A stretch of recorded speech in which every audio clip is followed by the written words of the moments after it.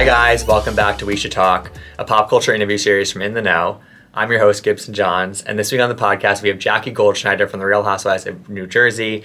She is currently on her fourth season on the show, and I think Jackie's been fantastic on Jersey over the years, and she's really gone through it, especially last season. She went through it, and she's come out the other side, and I think what I love about Jackie is that she gets really personal and really raw, and she isn't afraid to ask those tough questions and really go there and have arguments and work things out with her castmates. And I think she makes for a really good housewife, and there's a reason why she's been around for 4 years now.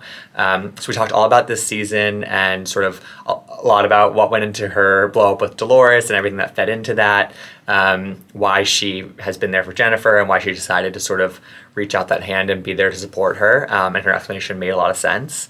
Whether her opinion has changed on Margaret bringing up Bill's affair and everything around that. And then we also talked a lot about her deciding to open up about her struggles with her eating disorder. I think, she presented this idea that she had to overcome it and then she had recovered from it. But that's not the case, as we saw on a recent episode. And I really commend her for being open about that. And I think it's really courageous for her to be so forthcoming and, again, just raw and personal and really sharing a lot of intimate details about that struggle, because that can't be easy. But as she said, there's been a lot of positive feedback for her on that, because it's a thing that a lot of people struggle with. And it's going to be something that we see throughout this season. So we talked a lot about that. She kind of took the floor and just kind of spoke to why she decided to open up again about it.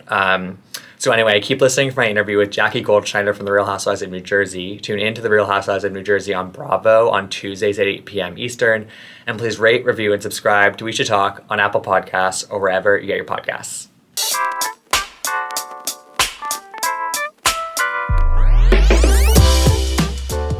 All right, so we're here with Jackie Goldschneider from The Real Housewives of New Jersey. She's on her fourth season of the show. Jackie, how are you? I'm doing great, thanks. So, the season is off to the races. I feel like you guys, last year you didn't waste any time either, but this year you guys have not wasted any time just getting into it. The first 3 episodes have been wild, each one like separately. How's your experience been so far this season?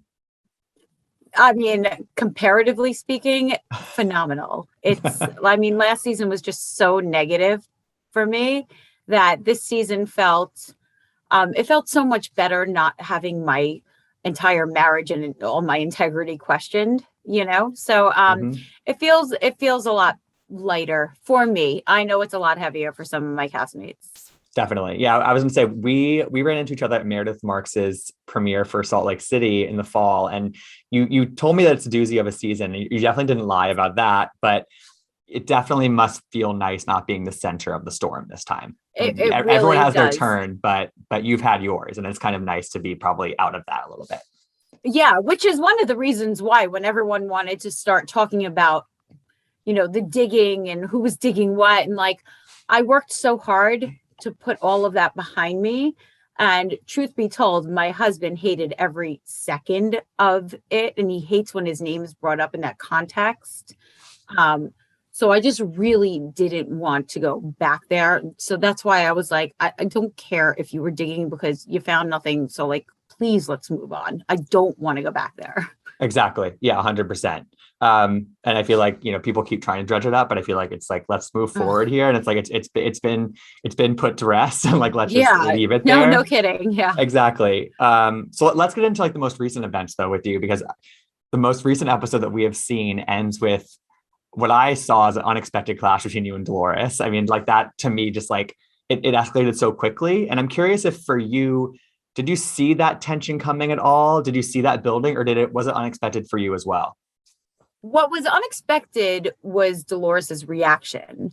I think that Dolores and I have a history of clashing and then being close and then clashing. Right. I think neither of us likes being disrespected and will definitely stand up for ourselves. But I was surprised that she made it semi-physical. I wasn't expecting that reaction to get in my face and what are you going to do kind of thing. What am I going to do? I'm going to hit you. I'm not going to hit you. What am I going to do? Nothing. Right. Because we had seen some of that from Dolores. I think maybe the last time we saw that was in the Siggy Flicker era, maybe right when Margaret joined and right before you joined. And there were some of those things like Danielle and some of that stuff that she does get in people's faces, but we haven't seen that in a while. So I feel like I mean, I'm went not nowhere. scared of anybody. Of course not. I'd rather not get into yeah. a physical altercation, but I'm certainly not scared. And I'm definitely not going to allow somebody to disrespect me in front of all of my friends and all of the cameras. I'm not going to allow somebody to refer to me as this without saying something about it. That's what what was so not funny, but just sort of like, it just like, it was this argument that was happening. And then it just escalates when she just calls you this. And it's like, don't call me this. And it just, we kept hearing that word, and it was like, yeah, like I understand why that got under your skin, but it just was that was what kind of triggered it. You know what I mean? Yeah, and that definitely triggered me. Yeah. So I was surprised. I wasn't surprised that she was annoyed, because I think loyalty is the most important thing to Dolores, and I was questioning her loyalty. So I'm not surprised that she got angry about it, but I was surprised that she got in my face and reacted like that, because that's not the type of reaction that I think, a grown woman should have. Right. And I feel like, and so Dolores basically in her mind, like she is an equal friend to Jennifer and Margaret, which kind of you, Margaret, and Jennifer all sort of think differently on that. Like, I think they all said like, no, you're closer to Margaret. And I'm curious why do you think that she doesn't want to just admit like, hey, I'm just closer to Margaret at this point? Like, and maybe that's evolved over the years, but why don't you think that she wanted to recognize that in the moment? I think she knew it would hurt Jen. And Jen was already hurting. And, right. I do want to give Dolores credit. She was trying to be a friend to both of them, but like Aristotle said, a friend to all is a friend to none. You can't just tell people what they want to hear. You have to actually be a friend. So I think she wasn't trying to hurt Jen, which is to her credit. She wanted Jen to feel supported. She just really wasn't doing what she actually needed in order to feel supported. So I think she didn't want to admit that she's closer with Margaret, because she wanted Jen to feel like she had someone in her corner. Sure. But in my mind, it's sort of like, I feel like you can admit that you're closer to somebody, but still be there for the other person. But I don't know. It's obviously gray. There's gray areas there. So yeah. Mm-hmm. I agree. Yeah. Yeah. Yeah. And I really do love seeing you there for Jennifer. It's very unexpected in my mind, just considering everything that you guys have gone through and in past seasons with one another. But I think it's really nice that you have found it in yourself to have empathy with her. And I'm curious what made it different in this situation for you to be like, okay, you know what, like I should maybe try to take that extra step with her and be there for her in this moment. I really don't like the idea of somebody being on an island alone. It makes me really uncomfortable. I've been there, not just on the show, in real life too. I've had, ups and downs in my life where I felt very isolated. Right. Sometimes through my eating disorder, which has been a lifelong struggle. I moved in high school. I went to a new high school. I entered 9th grade with a disabled brother. I was overweight. I had no friends there, and I felt very, very lonely for a while. And so when I see somebody who's feeling isolated, who's struggling, automatically everything else, if it's not like super important, it just drops away for me. And I cannot watch in good conscience somebody just struggling on their own and crying. When someone starts crying, like my heart breaks. Yeah. So there was no good reason for me to not be a friend to her at that moment. Nothing she had done was so bad that I would just leave her struggling on her own. Yeah, absolutely. And that makes complete sense. And I also love that when you guys first had that moment at Jennifer's pool and you were sitting there and you were kind of having that first kind of come to Jesus moment together. I like that you also didn't brush over the fact that she had done stuff against you in the past, and that you were like, listen, like, this isn't like me, like completely forgetting about everything in the past. Like I'm so glad that you said that, because I think that that's very real, and I think that if you had just brushed everything aside completely, it wouldn't, like, I think that looked real. Exactly. And this felt really authentic, and I think it even more believable. And so I just like that you said that in that moment. Yeah. I mean, I wanted to be honest with her. I think the whole issue is that, other people aren't being honest with her. And I needed her to know, listen, I don't think what Margaret did was wrong. And you have done some really bad stuff to me in the past. What I don't like is that I clearly said to her, let's stop doing this shady stuff to each other. And then the next minute I learned about all the shady stuff that she's doing. Sure. So, it's sometimes she makes it a little hard to be there for her, but I'm not going to leave try. someone Right. struggling alone. And also last year I was that dinner at the Jersey Shore where I got into that monstrous fight with Teresa. That day in particular, I felt really like on the outskirts of the cast. I felt like it was them and it was me. And it was the worst feeling last season. And I just don't want anyone else to experience that. Mm-hmm. Do you think that, as other people are saying, that like Margaret and Melissa and some of them are sort of blinded by their blind rage about Jennifer? Like, what do you think about that sort of narrative that's been out there? I don't think that's it. They're not blind rage kind of girls. They've dealt with a lot of people over the years. Yeah. I think that even though the situations are different, Jennifer was cheated on and Margaret cheated.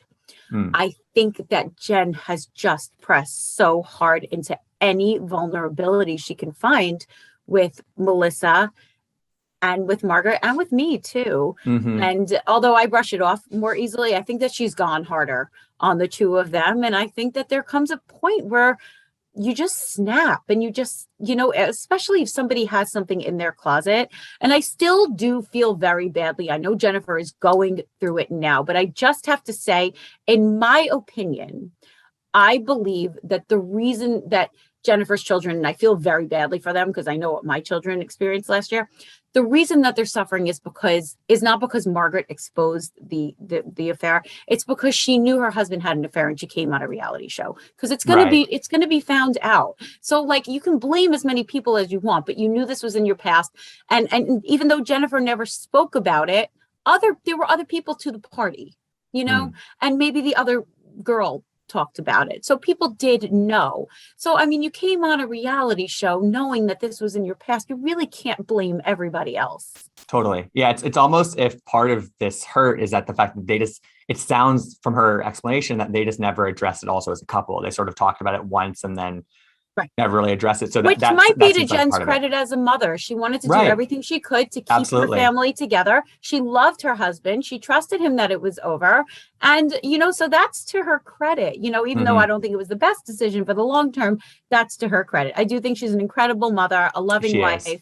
And I hope that they get through this really like unscathed, but I know that she's going through it right now. I don't love that she's blaming everybody else when really like you came on a reality show knowing it was in your past. Right. So, I mean, because my next question was sort of like, watching this season, does that change any of your perception of like, or your opinion of Margaret bringing it up, or you kind of are steadfast in your... Oh, I'm okay with Margaret bringing it up. Yeah. I feel like, I mean, there was a lot of push and pull between the both of them, Yeah, there's been a lot of stuff said over the years between both of them. Absolutely. And like, I feel like you and Teresa, you mentioned the blow up at the shore last year. You guys seemingly have gotten to a place of at least like coexisting and being okay with being in one of another's presence. Is that a correct characterization of where you guys stand kind of in this season and now? Yeah, I think that it took a lot of me letting go of some things that I knew I would never get the proper apologies for. I'm not so sure that Teresa feels like she did anything wrong still. So I learned to let go of a lot of stuff. I think in her head, I did something horrible and she clearly learned to let go of that. So we definitely got to a place of, being able to be together and, enjoy each other's company. I think that right now, because Margaret is my best friend, not just on the show, Margaret is my best friend in real life. I talk to her every day. I'm with her all the time. I think that because I'm so close to Margaret, that it's by association, Teresa and I are really not like super close right now, but we definitely got to a much, much better place. Yeah. And so going forward, it seems as though something shifts in this season where it becomes more about Teresa and Margaret and maybe some of the Louis stuff. What can you tell me about where that shift is going to come and how that sort of affects the fractures in the group? Well, I think the key word of this season is hypocrisy. So it was like last season, Teresa's whole thing was like, she sat me on that couch and she said, you love your husband, stand up for him, defend him, you know? And then here is all these, like a multitude of rumors out there about her, you know, significant other. And everything is like, don't talk about my man, zip it, like we can't address it, you can't bring it up. And I think there's a lot of hypocrisy there, you know, everybody else's, you know, dirty laundry can be aired, except like when it comes to her and you want to talk about somebody she loves, it's like hands off. And you can't do that. So I think that Margaret, you know, Margaret's not afraid to ask. No, the tough she's questions. certainly not. So No, and I don't think you are either. That's why I say you don't want her to be your enemy, you know? No, but I think it kind of speaks to this sort of this prevailing narrative. At least I see it a lot on Twitter. I see it a lot on social media, just about like, there's a faction of people, and I understand how this has been cultivated. There's a faction of people that sort of look at Teresa and think that you can't really question anything about her. And I think that, you know, on the flip side of that, there's sort of a lot of people that come from a place of negativity against Melissa specifically. And sort of there's this sort of just like weird thing that happens every single season.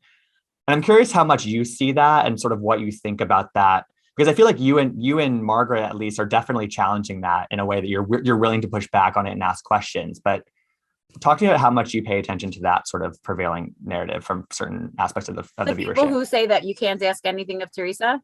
Yeah, and push back on that. Because she's an OG and because she's been on it for so long. You know, I mean, I do recognize the contribution that Teresa has made to the Housewives, especially New Jersey. I mean, you cannot deny that. She has shared her entire life and has gone through some very big things on camera, but that doesn't mean that, you know, after a while, it's like you can't ask her any questions. I don't believe in that at all.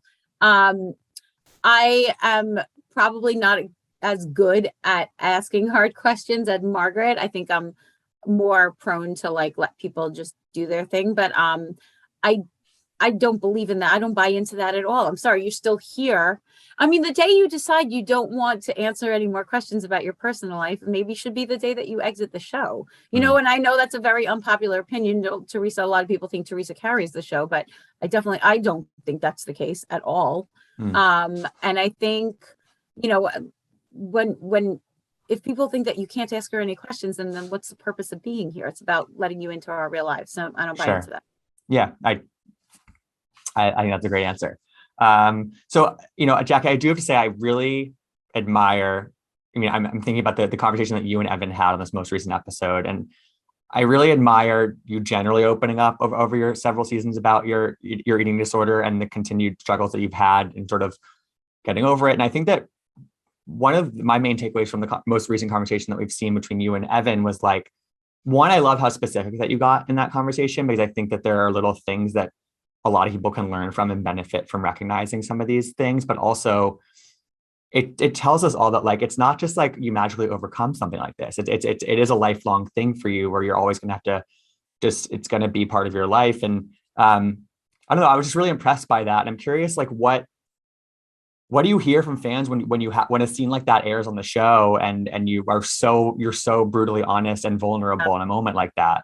I mean, I've gotten hundreds of messages. I do want to take this opportunity for a minute, if you'll allow me to just explain why now. Yeah, if that's okay. Of course. Do it.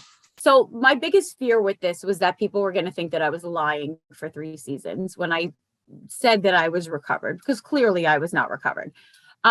I have had this for 18 years. So when I first started it, I got to a place with that wedding picture that you saw where I was just next to death. I was all skin and bones. I was severely underweight and malnourished. And I lived like that for a little while. And then I did get a little bit better, but I wasn't ready to go the whole way. I got very scared. I got nervous, and I got a little better and stopped there. And it made me feel better to think that I was semi-recovered, you know. Right. So that's the story I told myself. It's a story I told other people. I learned how to eat in public so that people would think that I was eating, and behind the scenes I was just starving. And I lived like that for a very, very long time. So I knew that, I mean, I had tried to stop on my own a lot of times, and I kind of felt like if I did it in front of the whole world, perhaps that would keep me accountable. Sure. And so what was the original question? What people are? It's like I really love what you're saying right now, but like, what do you? I mean, what have you heard in the past 24 hours, I guess, even because a lot. you have acknowledged that you haven't fully recovered from it, Yes. So people are extreme. I think people could tell that I haven't fully recovered. And so they were waiting for this moment that I was going to be honest. I mean, in that at Teresa's pool party, I was watching myself and like, it's like a walking skeleton. I mean, there's just bones sticking out everywhere. I know how thin I was when the season began. And I knew that in real time, I was relapsing. And I didn't want to do it anymore. I had reached a point where I didn't want to do it anymore. And I think that the conversation I had with Evan, this whole season, I'm very raw about it. I didn't want it to be dark. I don't want it to be dark, but I want it to be very honest, because if you have an issue with food, you know exactly what I'm talking about. Everything that I'm saying, the timing of your meals, the rigidity, the rules, the how it feels to be starving, all of it, you recognize it. And especially if you're a mom doing it. So I've just gotten so many messages of support, not one bad message, hundreds and hundreds of messages of support. Well, I think that this speaks to how much of a prevailing thing it is for a lot of people in our society. And I think that to see somebody like you acknowledging it, working through it publicly, which makes it much harder, I'm presuming, but it also, I don't know, I think that there's just so much to be gained for other people and probably you as well. But I think that, I don't know, I think it's just courageous. And thank you. It was actually, it does seem that way. It was actually a real benefit to me to be able to do it like this, because I have a whole world of cheerleaders right now. And it makes it feel really, it validates why I'm doing it, because it's not easy. And, I don't want to give away the ending, but, it makes me feel better about living in a new body. Awesome. Yeah. So my next question was just, how are you doing now? Do you feel better about this journey that you're on? Oh yeah. I mean, it's not a short journey. It's going to last. It's going to take a while, but I am of course. well in it. I'm really in it right now. Fantastic. And there's a lot that goes into it. And I feel, I have my good days and my bad days, but I feel today on top of the world. Mm-hmm. Amazing. And I'm so happy to hear that, because I think, again, we're seeing the really raw moments that this season. I'm presuming that we're going to keep seeing those, but again, it's just going to benefit a lot of people. I hope so. And I feel I'm thinking about your journey specifically on the show. And again, it's like every time I talk to one of the Jersey ladies, I always just like gush about the fact that you guys haven't changed your cast in 4 years. It's wild how many kind of different iterations of the group you guys have been able to like put forth, and you continue to surprise. And I don't know, every season to me like brings new kind of connections and fractures and what have you. And you guys are really delivering every year. And that sort of started with when you and Jennifer came along and joined the show. And for you specifically, I'm just curious how, when you think back on these 4 or 5 years, how has the show changed you as a person or just altered your life? Because obviously your life has changed a lot, but I don't know. I'm just curious how you think back about these 5 years and your sort of personal journey there. I can't believe it's been, I was looking through pictures the other day of when I first started, and it's like a different person. I was so unsure and I really didn't know what to expect. And I was so scared of everything. And now, I mean, there's just so much more confidence. But in real life, there's beautiful friendships that I have from this. There's unbelievable experiences, events, parties. I mean, I always think like I was always like the person in the front, like by the bar, like, oh, who's back there? Who's back there? I'm back there, like it's just a different world. It's a different life. And like, I appreciate every second of it. And I who knows how long it'll last. I'm just trying to enjoy every second of it. But, it's beautiful. Like I used to say, in a beautiful way, every day was like Groundhog Day before this. It was like you wake up, you get the kids breakfast, drive them to school, do a little work, pick them up, go to practice, and like it was a beautiful life, but it was kind of like the same thing over and over again. And now there's just a world of experiences. Like there's so many open doors. There's so many things I can do. There's so many things I can do with my platform too, which is amazing.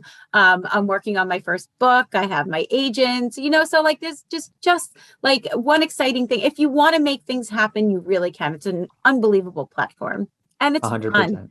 100%. Yeah. I mean, I think we mentioned this right before we started recording, but I think back to, we did an interview right before your first season started. It was you, Margaret, and Melissa for AWOL Build series. It was a live interview, and nobody knew you back then, Right. and it's just so, that feels like it was 10 years ago, but I just think about all the things that you've been able to experience over this time. And, it's a really special, unique thing that you've gone through, Thank you. Yeah, I think I'm finally over imposter syndrome. I think for like 2 years, it was kind of I'm like, sure nobody likes me.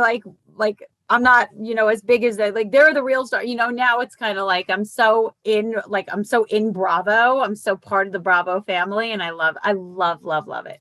Yeah, it's like once you kind of stay for one season, it's one thing, but like when they keep bringing you back, that means that something's working for you. You know what I mean? And that must be a really nice vote of confidence.